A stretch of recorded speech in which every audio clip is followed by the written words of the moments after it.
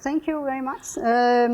So this is Guillermo, and I'm Tinne, and Elaine is present somewhere in California. Now I can see you. So first we would like to thank Karine and Jessica and Olivier for making this conference happen, and to come up with this idea of bringing people together across. So we are a mathematician, a historian of math, and a philosopher of mathematics. And we didn't know each other, and now we have been meeting on Zoom since September. Our topic is, what is a good mathematical problem? And what we will present here is our first thoughts on that. So what we will say here is very much work in progress, and I think we have more questions than we have answers. So but we have approached this through a shared assumption that mathematics itself is driven as an activity of problem solving. So then we also think that answers to this question of what is a good mathematical problem should be driven by mathematical examples of problem solving. So we will come up with 3 problems that we will present. And then in the end, we will try to take out some ingredients from these cases to see what seems to make them a good mathematical problem. And then that's all up for discussion at the end, where we will come up with some historical, mathematical, and philosophical considerations. So the first one is Guillermo. Okay, thank you very much. It's a pleasure to be here. So let's go because time is running.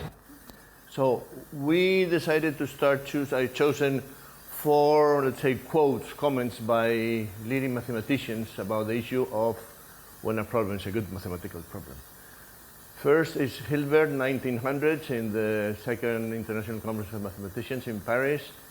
And he says, it's difficult and often impossible to judge the value of a problem correctly in advance. This is a critical point.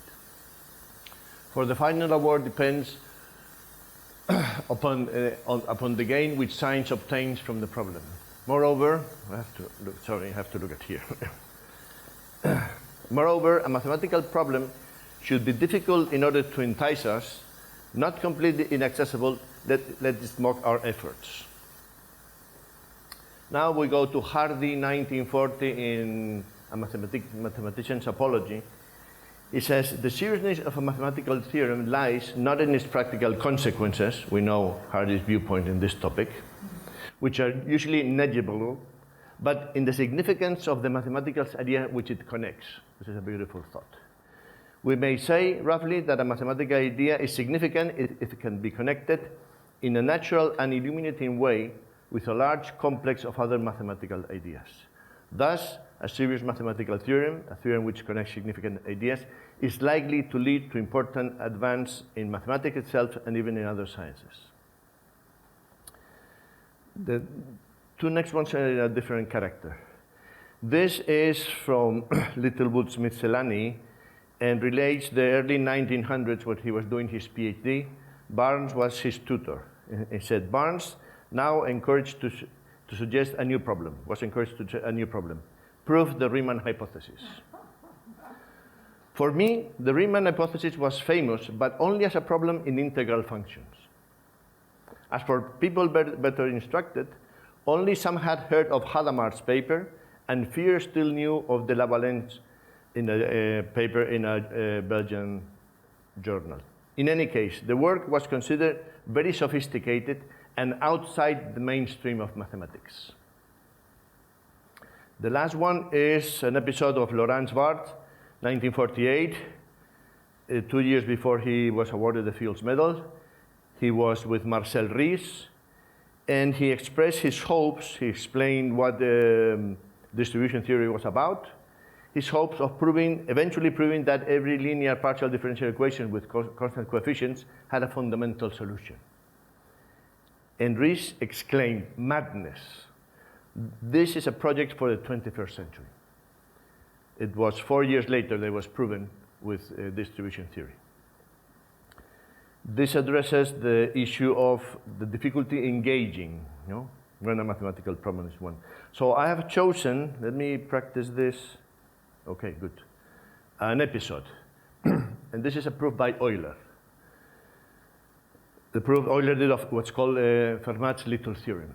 The story, one can follow it in Dixon's book, History of the Theory of Numbers.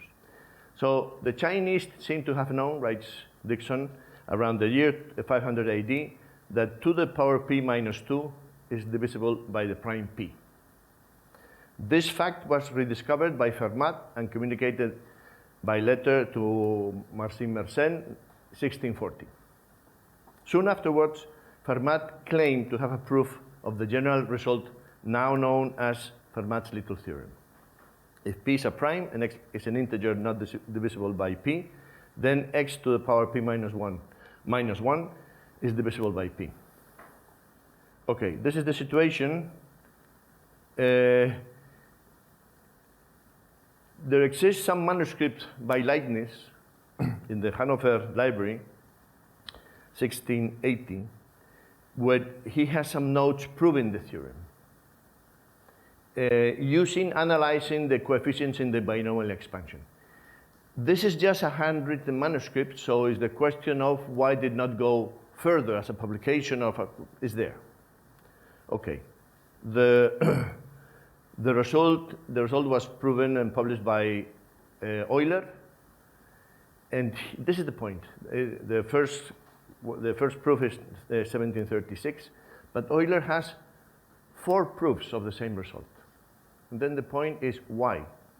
What is the point of proving 4 times? Proving, writing, and publishing 4 proofs of the result. Where's the point? Here we have the first 2, 36, 11 years later, 47. And the first paper, demonstration of certain theorems concerning prime numbers, Euler says, I'm prepared to prove, and states the theorem, no? That let in p a prime number, what we have seen. And in fact, he does. Now we'll go a little bit just through the proof. 11 years later, the title of the theorem of the paper is Theorems Concerning the Divisors of Numbers. Okay, we're not too far away in the title, but something has changed. And he states a different version, more general, that say that if p is a prime number, then every number of the form a plus b to the power p minus a to the p minus b to the p is divisible by p. Somehow he's dwelling in the proof, the first proof. The proof, which is the same idea of in Leibniz manuscript, basically just to have a little idea, is that you raise 2 to the power p, just so you write 1 plus 1 and you expand by using the binomial coefficients.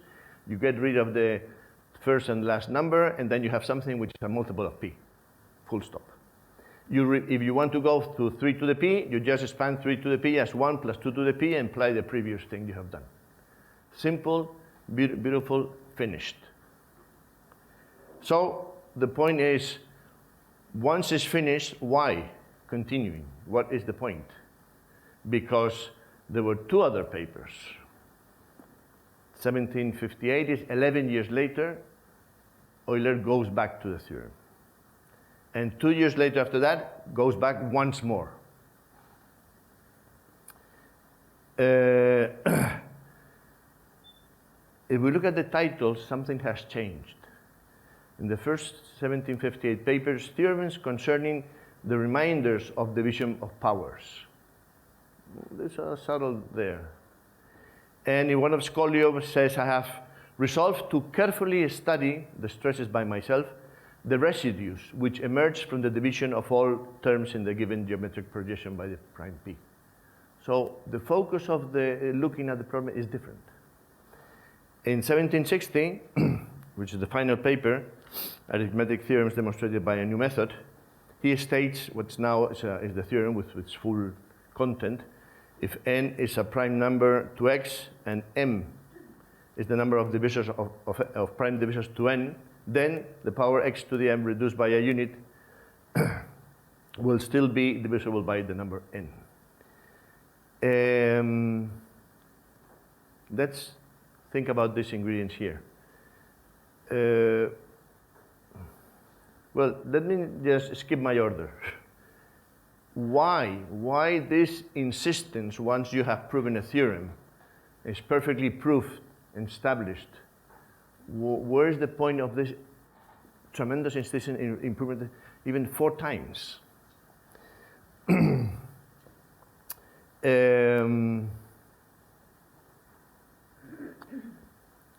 Dixon says that in the history of theory of numbers that Euler was searching for generalization. Well, Euler is not here to explain, but I disagree with that viewpoint. It's not generalization, it's understanding. There was an underlying reason to understand. If you look at the first version of the theorem, the question can be why, it's x to the power p minus 1. What does p minus 1 mean? You do a proof and you prove it, but somehow you don't explain why the necessary power in that result is p minus 1 in the power. So somehow I see those 4 theorems, that ongoing research, as an attempt to get to the underlying reasons.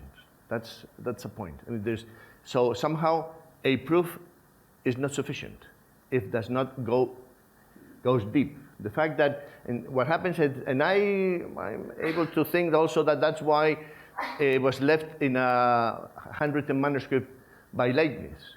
It proves it, but the amount of explanation of the fact happening there is very little. So then there's this viewpoint of looking for a deeper understanding. This episode also shows something which I think is quite beautiful, that is this how creation of proofs and creation of concepts are often intertwined in a deep thing. No? That this searching for this deep truth forces to create a concept which gives light to that situation. And this is what happened in the case of this proof by Euler, where the function phi, Euler's function phi is defined just in that moment to give that deeper truth. At the end, I go back to my first point here, my ingredient, which is evaluating in advance. The example by Laurent Barthes and Littlewood show the difficulty of evaluating in advance when a problem is going to be a deep problem. A different thing is to analyze why was it when it's solved, but this advanced evaluation is much more subtle than one thinks.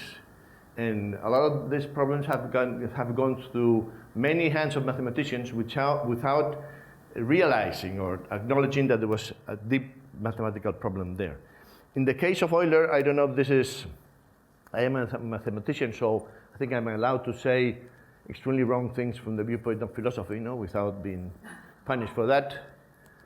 I think it's instinct. Euler had a deep instinct to say, look at the proof is perfect, the first proof is perfect, clear, clean, the second one is an extension of that proof, and somehow the truth is hidden. And that quest, say, no, the truth is hidden here. I put on the side of Euler's instinct. Okay, so this is our first episode. Yeah, and now we move a little up in time. So the next episode, the one I've chosen, is to look at the minimum problem for positive definite quadratic forms and try to discuss why this is a good problem. So first, I will look at it beforming. It is Minkowski's work on this problem that I will go through. And first, I will say a little bit about the problem before Minkowski started working on it, and then we will analyze the way Minkowski worked with the problem and how he changed its formulation, and also say something about the significance of his geometrical treatment of the problem. And finally, as in the previous case, we will come up with a list of some suggestions for ingredients that could be making this one, seems to make this one a good problem. So the focus is on Hermann Minkowski and his treatment of the problem. So he died rather young already when he was 44 years old in 1909. And when he died, his good friend and colleague David Hilbert wrote in memory of Minkowski and about his geometrical treatment of the minimum problem for positive definite quadratic forms in n variables that it was a pearl of the Minkowskian art of invention. So Minkowski was looking at positive definite quadratic forms in n variables, and the minimum problem is to find the minimum value of such a form for integer values of the variables, not all of them being 0. So was this a good problem? Why were they working on that? And if we look at it before Minkowski started working on it, we can say the minimum problem played a fundamental role in the reduction theory for positive definite quadratic forms. Hermite had in 1845, he managed to come up with an upper bound for this minimum, and he used that result to prove that the number of equivalent classes for positive definite quadratic forms in n variables with determinant d is finite. So that's one important result that depends on this minimum problem. And also in the reduced form, then the leading coefficient is this minimum. So there were results in the reduction theory that depended on this problem. So if we look at it just in 2 dimensions, and if we draw the level curves in a rectangular coordinate system, they form ellipses. And Gauss had in 1831, he had made a geometrical interpretation, so he associated such a positive definite quadratic form with a lattice, see if I can figure that out, with a lattice here built up of congruent parallelograms. And in this switch, the angle between the axes here is giving us up here, where B, A, and C are the coefficients of the forms. And then the lattice point here, the vertices here, they have this form here, where for x and y being integral values. And then in this interpretation here, the level curves form circles. So the value of the quadratic form for integer values of x and y is the square of the distance from the lattice point here to the origin. So the quadratic form here kind of measures the distance in the lattice. And the minimum problem then formulated in this way becomes to find the smallest distance between 2 points in the lattice. And in 1887, Minkowski worked on this for his probational lecture for his Habituation, and there he reached an upper bound for the minimum geometrically, or through geometrical intuition. And the technique he used was that, so he did it in, he did it in 3 dimensions, and I just show it here in 2 dimensions. So what he did was that the intuition is that he placed spheres here with the smallest distance in the lattice as diameter around each lattice point.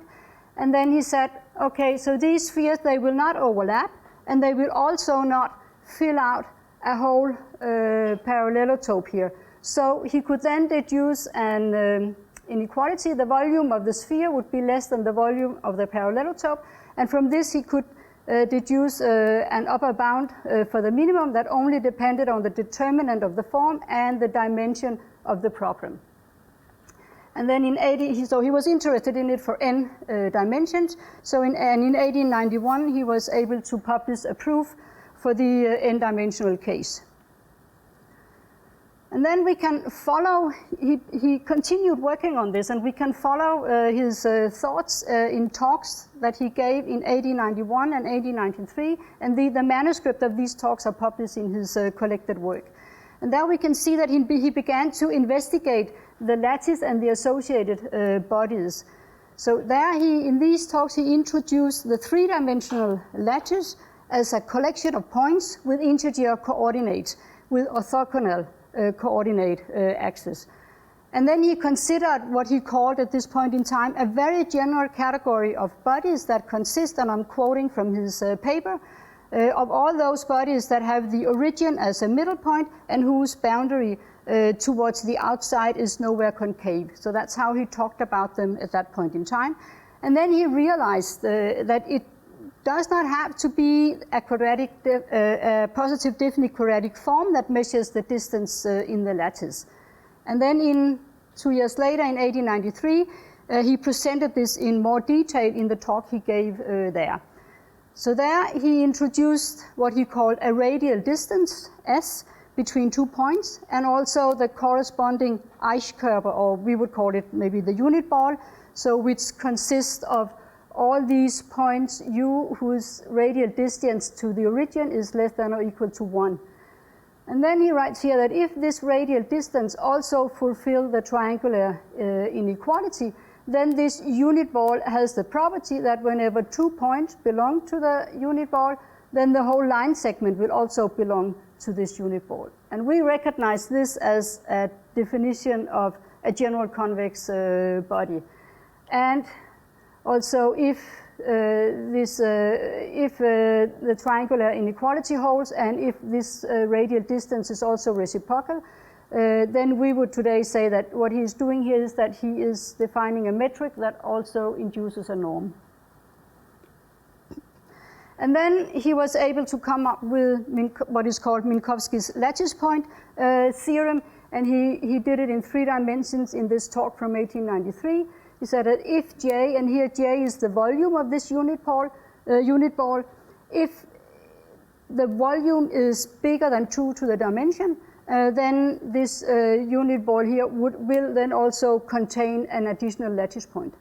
So this is called Minkowski's lattice point theorem, and with that he connects the volume of these unit balls with integer coordinates. And in his book, Geometry of Numbers, that came out in 1895, he develops this for n in n dimensions.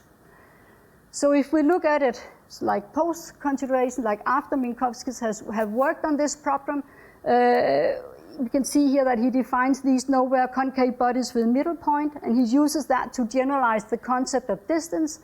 So these bodies become interesting geometrical objects for their own sake, and he began afterwards to develop a theory of general convex bodies and also this theory of geometry of numbers.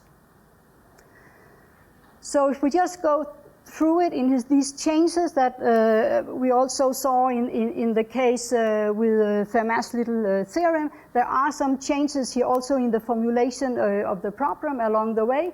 So he starts out with investigating the minimum problem for quadratic forms for integer values of the variables. And then he makes a reformulation in geometrical language, and then it changes a little bit. It comes to find the smallest distance in the lattice. So how big must this volume be in order for it to reach another lattice point? And then it generalizes to symmetric convex bodies in Rn, and his lattice point theorem is about that. How big must the volume of such a symmetric convex body be in Rn in order to guarantee that it contains a non-zero integer point? And at this point here, it is disconnected from the quadratic forms. So to try again to draw out some of these ingredients, or what might be ingredients that could characterize or play a role for a problem to be a good one. Here in this example here, we see up front, as I said in the beginning, there were important results in the area where the problem was situated that depended on it. So this was in the reduction theory for positive definite quadratic forms. And then to go back to the quote by Hilbert that Jeremy used, the mathematical sciences gained from Minkowski's work. And also, it connects also maybe to, okay, I'm not good at this, to Hardy, the quote by Hardy, that Minkowski's treatment of the minimum problem in this geometrical form connected geometry with number theory, creating geometry of numbers in a natural and illuminating way. Minkowski also talks about this, that he can now prove it in a more natural way. And then we also think that this example here demonstrates how treating a known and important problem in new ways can lead to asking new mathematical question and then lead to creating new mathematical disciplines. Here, Minkowski created two out of this, his work with this problem, convexity theory and geometry of numbers. And also to come back to what Jeremy said in the beginning, that we see here that his geometrical treatment then led him to investigate his method, that is the lattices and the bodies. And then he created these connections between these two disciplines, number theory and geometry, and it led him to define the notion of a general convex body. So here we see again how there's this it is intertwined between proving and defining new objects, as we also saw before. And then he also generalized it, maybe not just for the sake of generalization, but also it came out as a search for understanding underneath here with the lattice, that he disconnected it from quadratic forms, and then it became a question about general convex bodies instead of the quadratic forms. And I think Elaine will say more about the last one. I think maybe we could also discuss whether there are a diagram involved here and how that expresses or encodes reasoning. So that was, I think, my case, yeah. So now I'll give the word to Elaine, and we'll see how this works out. So you just shout out, Elaine, if I forget to flip the the slides. You are mute, Elaine. No, I'm not. Okay, now we can hear you. Okay, excellent. So first I want to apologize for people who were at the Paris talk of this version, so it'll be a bit of repetition. So I'm going to investigate why Plato's Meno problem is a good mathematical problem. So I'll first consider this problem from a methodological perspective. Next, I'll consider the three types of mathematical problems that Plato considers in the Republic, what he calls mathematical, physical, and metamathematical. Finally, I'll bring these considerations to bear to pull out various ingredients of a good mathematical problem, ingredients that are still apt for our calling a mathematical problem a good one. So first, I'll begin with methods. So in the Meno, Plato considers the benefits and limits of the elenchtic as opposed to the hypothetical method. The benefit of the elenchus is that it removes false belief. It shows that one does not know what one confidently asserted as known. It defeats claims to knowledge on one's own terms. The limit of the elenchus is that it cannot produce energetic seekers after knowledge. That is, it reduces one to a mass of helplessness. That's a quote from Plato. More importantly, it faces Meno's paradox. So Socrates' version of Meno's paradox differs from Meno's statement of it. Socrates is not concerned with seeking after objects of knowledge. It's not an ontological consideration, but rather it's a methodological consideration. That is, he's concerned with the method of solving problems without our having to know what the object is. So keeping that in mind, he then demonstrates this method, which he calls the method of geometers, and he uses this to solve a mathematical problem. So we come to know the length of the side that doubles the area of a square of sides of length 2. We come to know that that will be the square with sides of length of the diagonal. And we come to know this without our having to know what the length of that side is. That is, without our having to know the length itself as a stable object. For example, 2 root 2 as a stable object. More importantly, this result is generalizable. That is, for any square with sides length x, the length of the side of the square that doubles the area will be the length of the diagonal. It's also easily expressible via a diagram. All right, good. Okay, so the hypothetical method seeks to solve a problem by beginning with a hypothesis. Such hypotheses are not tethered to stable objects, they're tethered to stable definitions. So for example, the hypothesis that the length that doubles the area is the length of the diagonal is tethered to the stable definitions of square and diagonal. Thus, the Meno concludes that the benefit of the mathematician's hypothetical method, when employed in mathematics, is that it yields a kind of knowledge that does not require stable objects. The limit of the hypothetical method, when employed in philosophy, is that because there are no stable definitions in philosophy, it only yields unstable true opinions. So now we shift from the methods of the Meno to the methods of the Republic, where Plato details now the benefits and limits of the mathematician's hypothetical method, but now in contrast with the philosopher's dialectical method. For the aim of solving a mathematical problem, mathematicians begin with hypotheses taken as if they were truth first principles. That is, principles that are tethered to stable definitions, and then they reason down to a solution to a problem. In contrast, for the aim of seeking after philosophical knowledge, philosophers employ the dialectical method. That is, they begin with hypotheses not as first principles, but rather as hypotheses, and next must reason up to a true first principle, that is, to principles that are tethered to stable objects or Platonic forms. Only once they are so tethered do they reason down to claims of knowledge.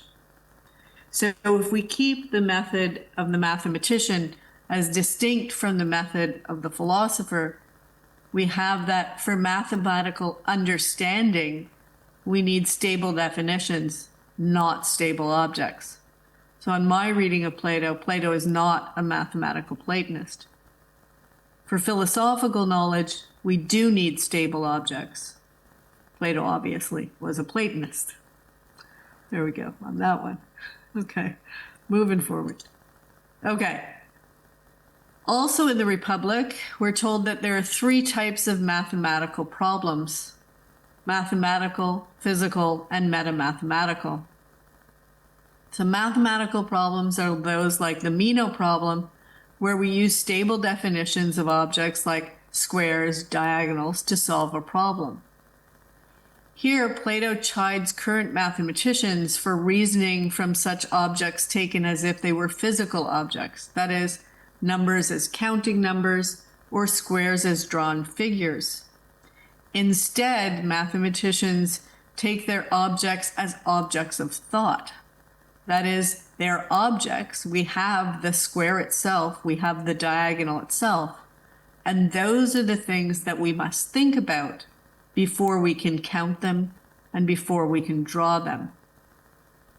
Physical problems are those where our stably defined mathematical objects or relations between them are then used to solve physical problems. Again, here Plato chides current astronomers and cosmologists for reasoning from physical objects and relations, that is, from ornaments of the heavens or from audible concordances. Instead, they ought to reason respectively from defined objects and relations that arise from a mathematical theory of solid bodies in motion and a mathematical theory of proportions. Finally, and this is often left out of accounts of Plato's view, we have metamathematical problems. That is, those where the mathematician ascends to the problem of what accounts for kinds of objects as the same kind, and then once so unified, seeks to draw conclusions about their kinship. So given these types of mathematical problems, I want now to return to the Meno problem. So by way of explaining what Plato means by this metamathematical task, we must first note that Plato has an organization to mathematical theories. We're told that in their quote unquote proper order, we have arithmetic, geometry, stereometry, and finally a theory of proportion. Importantly, in the Republic, the theory of proportion is intended to play two roles. As I just noted, it's to be used to mathematically account for the good order or harmony in the motions of celestial bodies by accounting for harmonies themselves in terms of mathematical ratios. And second, it is to be used meta-mathematically to account for the good order of mathematical kinds. Elaine, just wait a That moment. is- Elaine, just wait a moment. Okay. Okay, there was something ringing. Okay, I think we are ready again. Okay. So, theory of proportion used in two roles. Second role is this meta-mathematical role for accounting for the good order of mathematical kinds. That is used to work down from a theory of proportion to define numbers themselves in terms of ratios. So how does that work for the Meno problem? We note that to solve this mathematical problem, numbers themselves cannot be taken as Pythagorean arithmetical units, or as what he otherwise calls counting numbers. To solve this problem, we must mathematically expand our account of numbers, and we must seek to give a mathematical account of rational numbers themselves, qua geometrical lengths. And Plato makes a nod here to the spiral of Theodorus in the Theaetetus as such an account. However, we're still left to face with the problem of this ascending, right? So now we have Pythagorean arithmetical units, and we have these geometrical lengths or irrational numbers. And now we have to ascend to meta-mathematically account for numbers themselves as the same kind. That is, to account for numbers as arithmetical units and numbers as geometrical lengths as the same kind. And only then will we be able to reason down and draw conclusions about their kinship.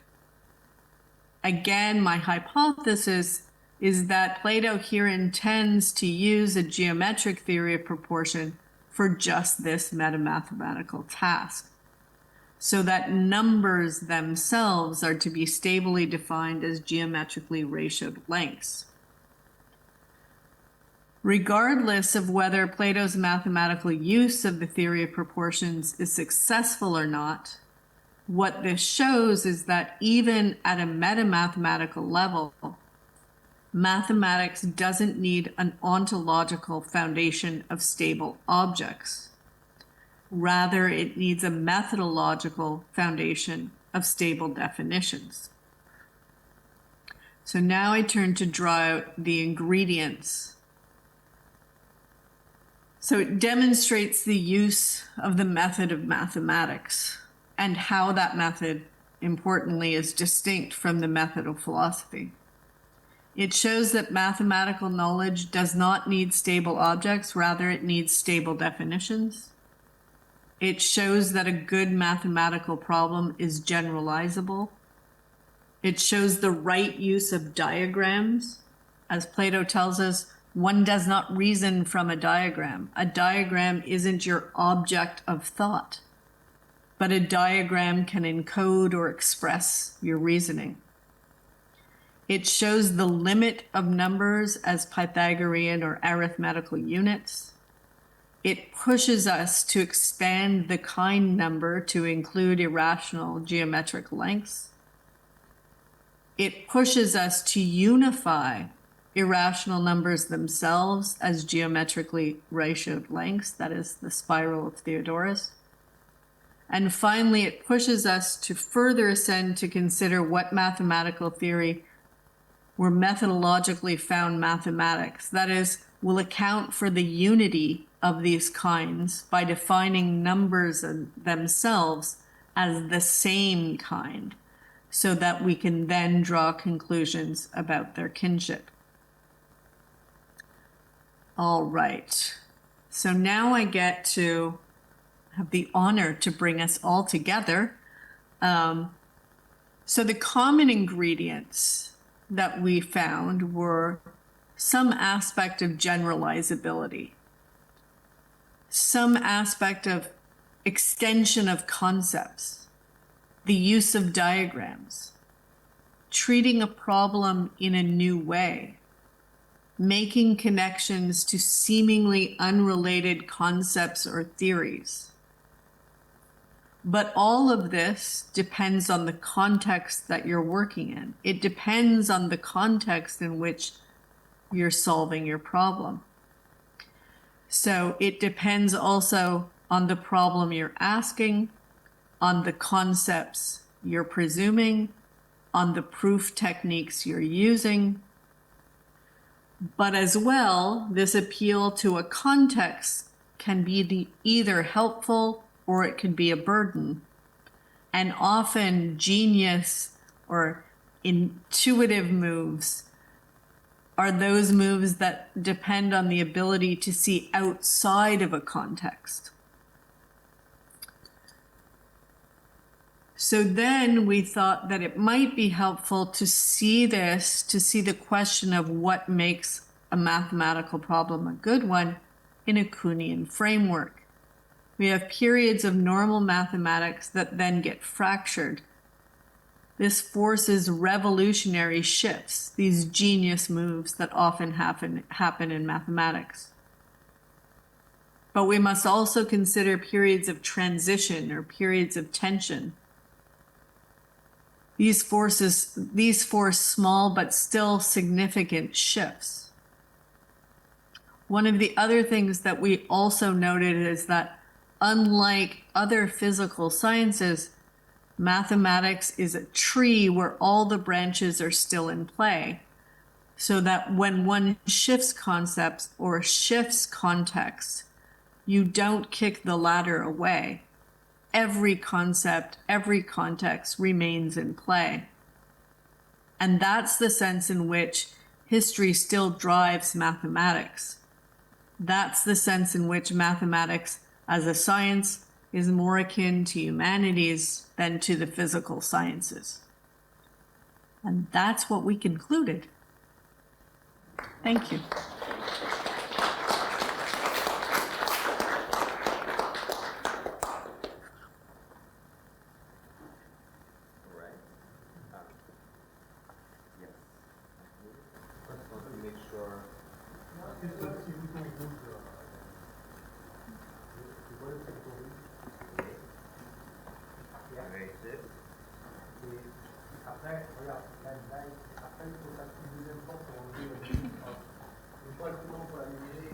Voilà, je pense que c'est bon. Merci. Alors, first of all, I want to thank you for having proved that it was possible to give a 3-voice talk within time limits. So we were not sure that was possible, but you have proved it. Thanks a lot from the organizing committee. I have thousands of questions, but we have time after. I will begin with one, which relates, unfortunately, perhaps only to the last two parts and not to the first, but I will return to the first in the general discussion. Because it seems to me that when you speak of the use of diagrams, it seems to me that these diagrams differ, and the shaping of a kind of diagram is part of what happens. Namely, you create a diagram with which you are going to work, and these diagrams are not at all the same. They are not dealt with in the same way. So there is at the same time the creation of a way of working and the creation of a concept or whatever. How do you react to this? Yes, I would say. Yeah. I think, I don't know that much about diagrams. It was something that came up. Is it on? Yes, sir. Yeah. It was something that came up in our talk when we began to compare our various episodes, that you could maybe think of Minkowski's drawings here as a kind of diagram, and it kind of also but it goes together, and I think it goes together with the way he develops these parallelotopes, and he puts it up in n dimension and so on. So it's all intuition that comes from, or what do you call it, from this being able to draw it geometrically, I think. And then when he proves it, he turns to analysis. Also because he does it in n dimension, right? So but this is one of the things I think that if we are going to work further on this, and we are debating that among ourselves, then this is something that I think I would be interested in digging more into, and I'm looking very much forward to hear Jessica's and her group talk about it. But I think there are things hidden in that has not been taken out or being presented. Now there are more works to be done there, I think. That's my reaction. What do you say, Elaine? I think it's a very interesting. I think one of the things that I thought about was, in Plato's use of that diagram, he really is moving from, his stable definitions to then encode that in the diagram. And in your example, it almost seems to be going the other way. And I think maybe that's what was meant by when you create the diagram, and now you've worked out all the relations, but you need the conceptual apparatus to explain those. So there is a sense in which the order is different in my diagram versus yours. Am I allowed to say something? Sure. Yeah. Yeah, I'm asking permission because without any intention, I might be irreverent.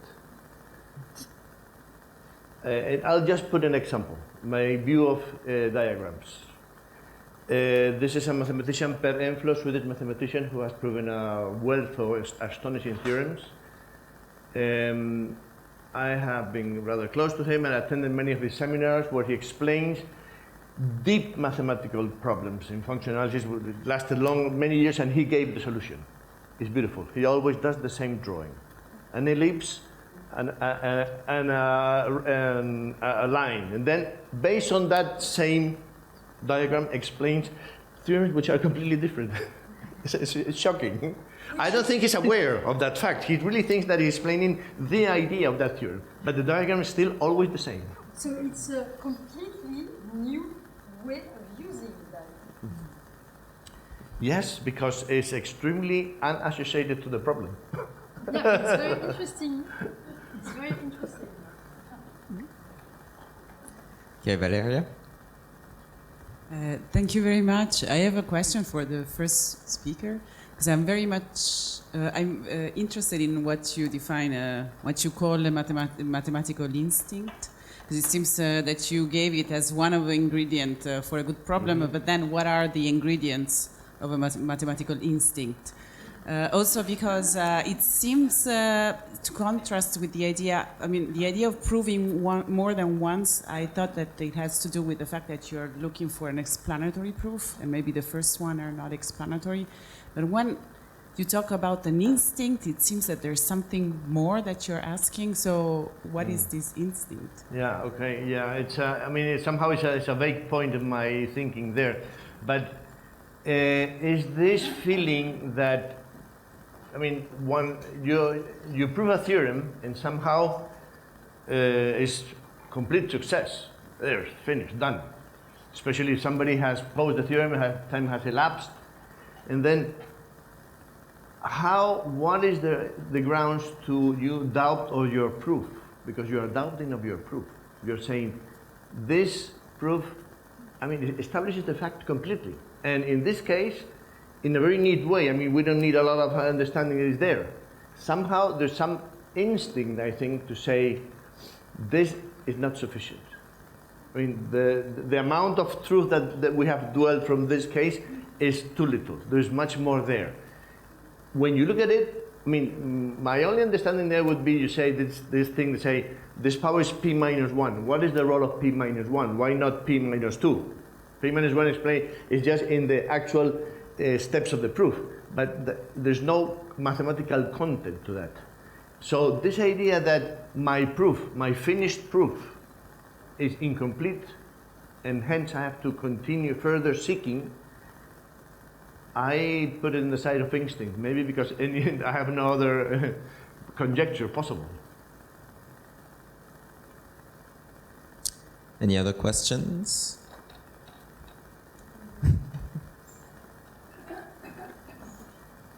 I'm sorry, if there is no other question, I can go on. There are some, so.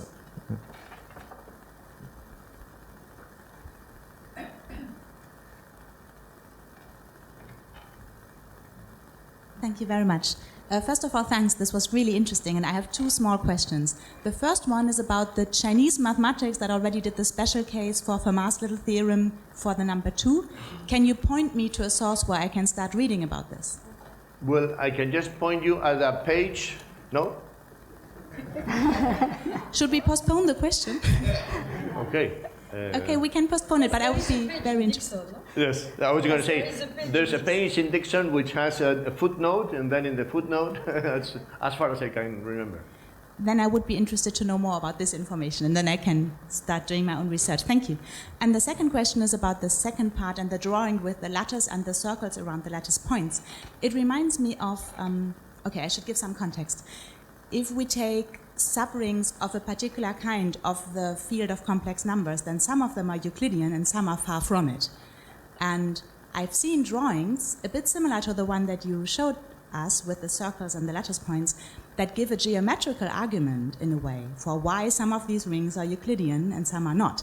And I'm just curious, did you find this kind of context when you did your reading and your research?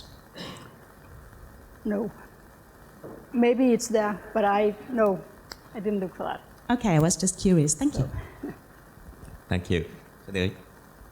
Yes, I have a question which is related to the last presentation. I mean, claiming that Plato was not a mathematical Platonist looks a bit like a sort of provocation. And so I was wondering if up to what point you want to go in that direction. And I have an historical comment. I think this is Aristotle in Metaphysics who really created this notion of mathematical Platonism in the way he analyzed the objects, mathematical objects, in the philosophical tradition in Greece. So do you analyze Aristotle's views on Plato? So you think he was wrong in metaphysics, or? Okay, so I'm not sure I understand the second part. So Aristotle seems to read Plato as a mathematical Platonist. It's not clear whether he is referring to Plato or the Platonists of the Academy. So that's a historical, but even so.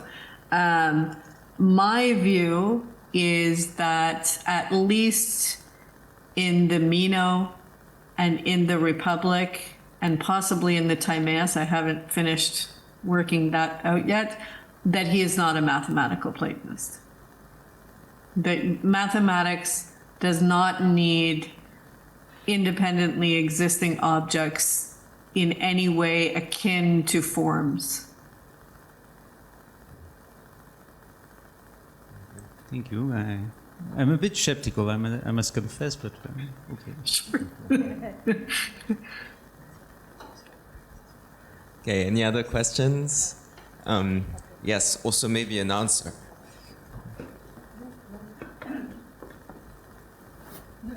First of all, about the Chinese 2 to the power p and so on. There is a paper by a colleague of mine describing how this myth of a Chinese source for this was created. Okay. So but I forget whether it's in Chinese or in English, but I can point you to this paper. Yeah. So my colleague Han Xi has published a paper to analyze how this was created. If I may, since we have some time for discussion, I would like to return to the issue of generalizable, because it seems to me that if we read, for instance, in the menu, if we read the diagram as paradigm, it is general without needing generalization. It is general by the way in which we engage with the diagram. Like when you have a problem of trains that are going to cross each other, even though you give actual speeds, you treat the problem in a general way, and the problem can be read as general, even though it is not formulated in abstract terms. And the same holds true for a proof. You can have a proof for a particular case that is more general than another proof for that particular case, without needing to go to a different statement. I just wanted to return to this issue of general versus generalizable. Yes, I have a microphone here, thanks. You know, I speak about generalization from a biased viewpoint, just because sometimes among mathematicians, the thing that you can say about something is, well, they're generalizing. It's a way of depicting something, not really saying there's no content here. This is just, it's a way of addressing a reality, but not as a problem. It's true that there's sometimes some science which just lives upon generalization. The fact of generalization is not really the quest for being more general, because from that generality you understand better. That is the point of generalization. It's deeper understanding. It's not so much extending the width of the knowledge, but making it clearer. That's when generalization really becomes a tool.